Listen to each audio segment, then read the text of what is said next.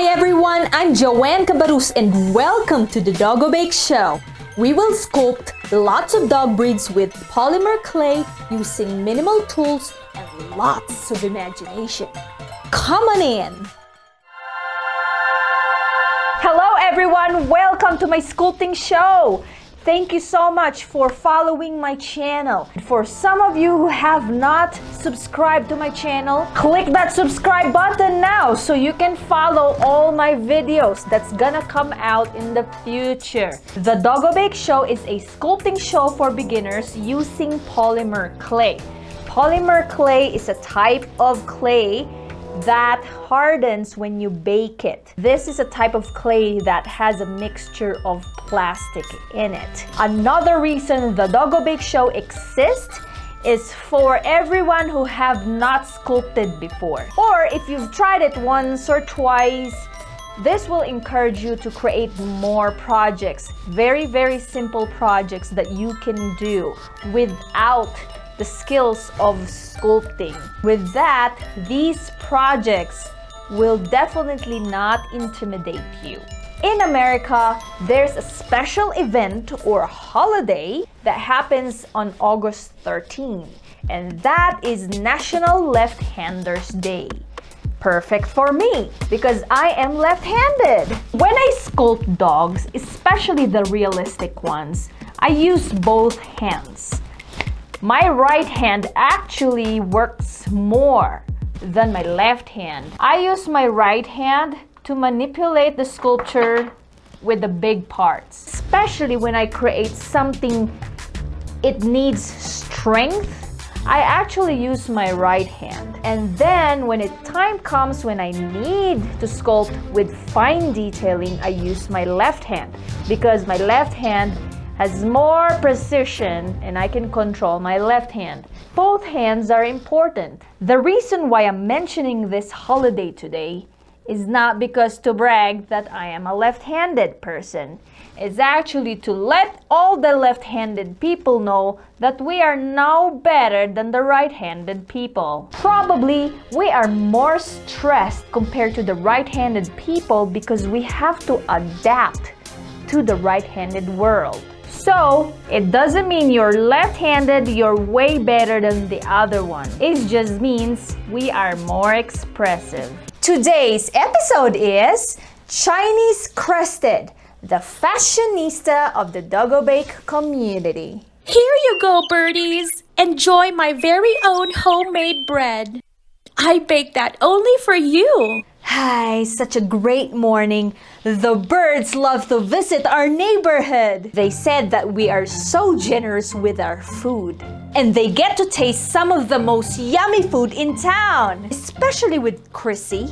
Other than her being our Doggo Bake top model, she is the best baker in our neighborhood. I used the healthiest and freshest ingredients. Enjoy! What do you think you're doing? Why are you feeding the birds? You're not supposed to feed the birds. It's our neighborhood policy. Don't you go to the meetings? Who said so? These birds make huge messes on our grass. Spoiled birds. Shoo! Hey, why'd you do that? What the heck? Oh my gosh! You are so mean. If Shundi sees you doing that, you might end up in the dog I don't jail. care who the Chundi is. Shundi is our animal rights activist, and he does a lot of public speaking. And I don't care what you say. You broke the rules. Broke the rules? I didn't create that rule. Next time we have the monthly dog meeting, I will mention this. Oh no! I hope I won't get in trouble. If I do, they may transfer me to a different dog neighborhood. Oh no! I'm sorry, Joanne. Why are you apologizing, Crissy? I heard your conversation with TerryWee down there. TerryWee told me that if I feed the birds in the neighborhood, I will get in trouble. She said it was talked about in our dog meetings. We never ever mentioned about the bird feeding. In fact, that is encouraged in our neighborhood. TerryWee is making up her own rules. Oh my gosh, that lady is rude. Oh no, you can freely feed the birds. They are all welcome here in our community. Even though they have the bird bake community, they are all welcome here. They can eat our food. TerryWee cannot bully. She sounded like a bully dog. This is not acceptable. It's not acceptable in our community. Do you know that August 13 is also a National Filet Mignon Day? I have a gift for you. You're doing such a great job taking care of our birds in our community. Here you go. Filet mignon. I'm gonna slice it for you, okay? Enjoy that meat, Crissy. You deserve that reward for being such a great dog in our community. Oh, thank you, thank you. Okay, I'm about to sculpt a dog. Do you mind if I sculpt you today? Sculpt me, sculpt me. Preparation: polymer clay white, black, and assorted colors, toothpicks, scissors, brush and baby oil, any tool with a rounded tip, and yarn. Doggo Bake Show, Doggo Bake Books, and a Chinese Crested tutorial will be found in the Doggo Bake Book 1.